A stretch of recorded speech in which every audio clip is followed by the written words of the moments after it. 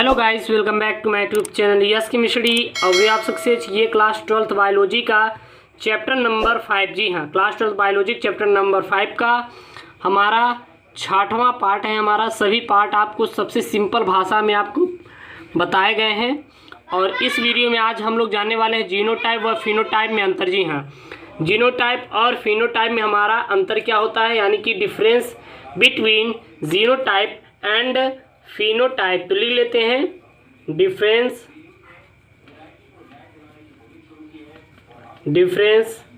Between genotype and phenotype.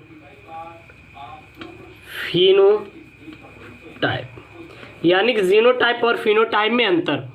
और सबसे simple भाषा हम लोग बताएंगे और ये आपके बोर्ड एग्जाम में बहुत महत्वपूर्ण होता है, आ जाता है। ऑब्जेक्टिव और सब्जेक्टिव दोनों में पूछ लिया जाता है। तो हम एक तरफ क्या बनाएंगे, एक तरफ बनाएंगे जीनोटाइप, एक तरफ क्या बनाएंगे जीनोटाइप और दूसरी तरफ बनाएंगे हम लोग फिनोटाइप।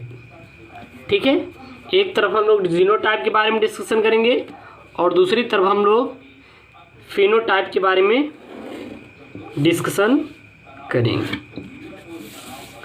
कुछ लाइन ड्रा कर लेते हैं और आप लोग ऐसे पेपर में भी करिएगा अगर आपका सब्जेक्टिव आता है तो देखो, किसी भी जीव का अगर जीनोटाइप देखें तो किसी भी जीव का जो जीनोटाइप होता है उसका आनुवंशिक संगठन होता है। यानी कि लिख सकते हैं किसी भी जीव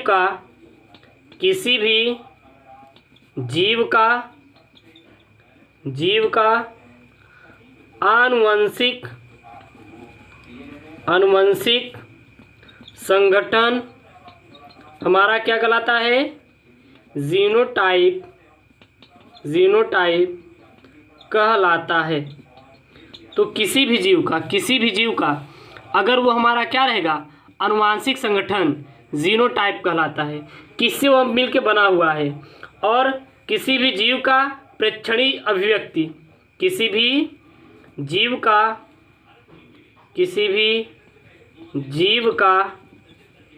प्रेक्षणीय अभिलक्षण फिनोटाइप कहलाता है।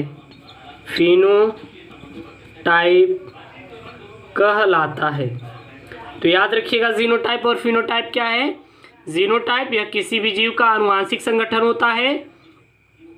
फिनोटाइप किसी भी जीव का प्रेक्षणीय अभिलक्षण। अब ये हम जानते हैं प्रेक्षणीय अभिलक्षण होता क्या है और ये आनुवंशिक संगठन क्या होता है। मान लीजिए ये पेन है मेरे पास।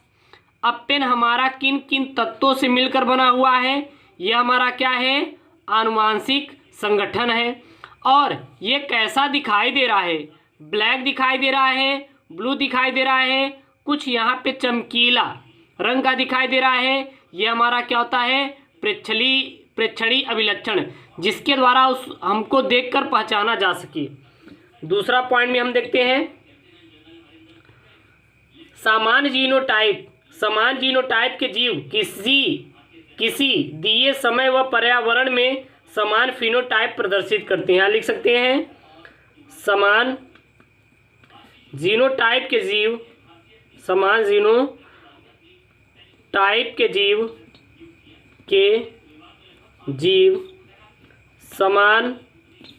फिनोटाइप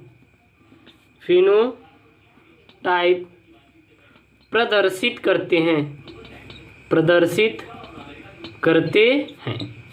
और इसमें हमारा क्या होगा, समान फिनोटाइप वाले जीव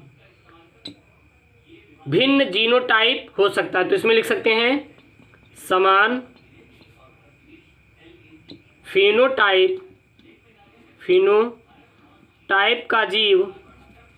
का जीव भिन्न जीनोटाइप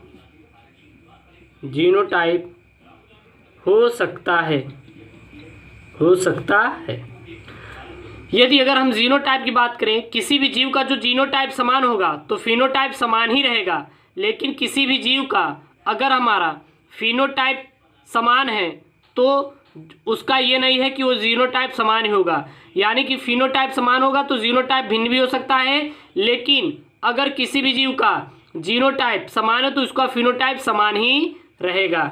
तीसरे में अगर हम लोग देखें तो जो किसी भी जीव के पूरे जीवन काल का जीनोटाइप समान रहता है, किसी भी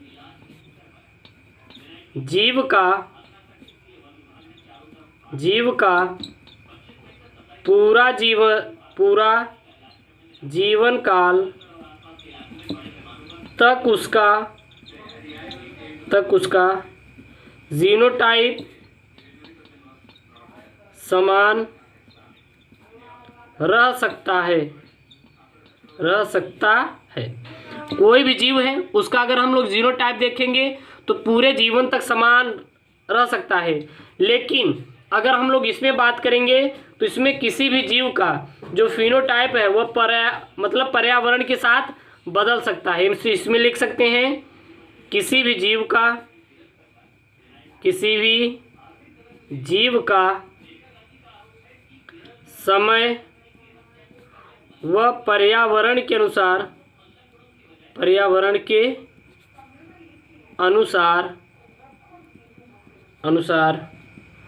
उसका फिनोटाइप बदल सकता है। तो ये पॉइंट आप लोग याद रखिएगा। किसी भी जीव का जो जीनोटाइप होता है वो पूरे जीवन काल तक समान रहेगा, लेकिन इसमें किसी भी जीव का जो फिनोटाइप होता है वो समय और पर्यावरण के साथ क्या हो सकता है, उसमें चेंजेस आ सकते हैं, बदलाव हो सकता है। चौथे पॉइंट में हम लोग कवर करेंगे जीनोटाइप फिनोटाइप द्वारा प्रभावित नहीं होता, यानी कि जीनोटाइप जीनोटाइप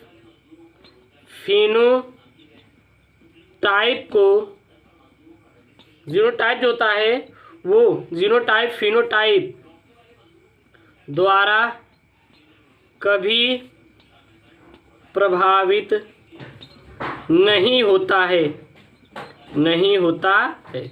याद रखिएगा, अगर किसी भी जीव का जीनोटाइप नहीं बदलेगा, अगर मान लो उसके फिनोटाइप बदल दें तो जीनोटाइप कभी भी नहीं बदलेगा, लेकिन इसमें किसी भी जीव का जीनोटाइप बदल दें तो उसका तुरंत ही फिनोटाइप बदल जाएगा। यानी कि हम ये कह सकते हैं कि फिनोटाइप को बदलने पर जीनोटाइप बिल्कुल भी नहीं बदलता, लेकिन किसी भी जीव का अगर फिनोटाइप बदल दें तो उसका जीनोटाइप नहीं बदलेगा, लेकिन किसी भी जीव का जीनोटाइप बदलने पर उसका फिनोटाइप बदल जाता है। तो इसमें चौथा रहता क्या है, फिनोटाइप जीनोटाइप द्वारा प्रभावित हो सकता है। याद रखिएगा, इसमें हमारा चौथा पॉइंट क्या है, फिनोटाइप जीनोटाइप के द्वारा प्रभावित हो सकता है, लेकिन जीनोटाइप फिनोटाइप के द्वारा कभी भी प्रभावित नहीं हो सकता है। ठीक है। पांचवा अब हम लोग देखेंगे विभिन्न जीनोटाइप वाले जीव का फिनोटाइप एक हो सकता है। यहाँ पे लिख सकते हैं विभिन्न जीनोटाइप वाले जीव का फिनोटाइप एक समान सा हो सकता है।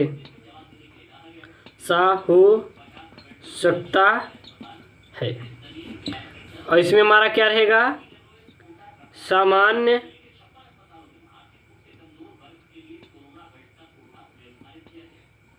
सामान्यतः भिन्न फिनोटाइप वाले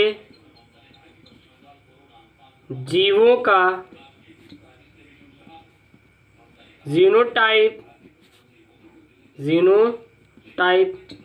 अलग अलग होता है। तो यहाँ पे ये पॉइंट में आप लोग याद रखिएगा, विभिन्न जीनोटाइप वाले जीव का फिनोटाइप एक समान हो सकता है, लेकिन अगर विभिन्न फिनोटाइप वाले जीव का जीनोटाइप समान नहीं होगा, हमेशा और हमेशा क्या रहता है, वो हमारा अलग ही रहता है। जैसे कि अगर हम लोग देख सकते हैं यहाँ पे, अगर हम लोग एग्जाम्पल लें तो कैपिटल टी व कैपिटल टी स्मॉल टी, ये दोनों हमारे क्या रहेंगे, लंबे ही रहेंगे। ये हमारे क्या रहेंगे, लंबे ही रहेंगे। लेकिन अगर इसमें एक क्या है, लंबा है और दूसरा क्या है, बौना है, अगर इसमें एक लंबा है दूसरा बौना है तो उसका जीनोटाइप बिल्कुल भी समान नहीं रहेगा।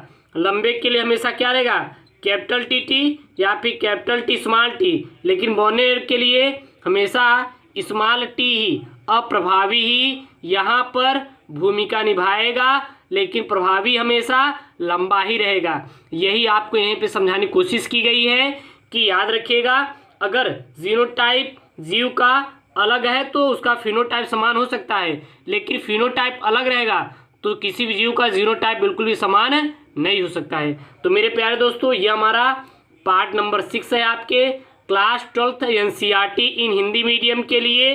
बायोलॉजी का चैप्टर नंबर 5 का पार्ट 6 है।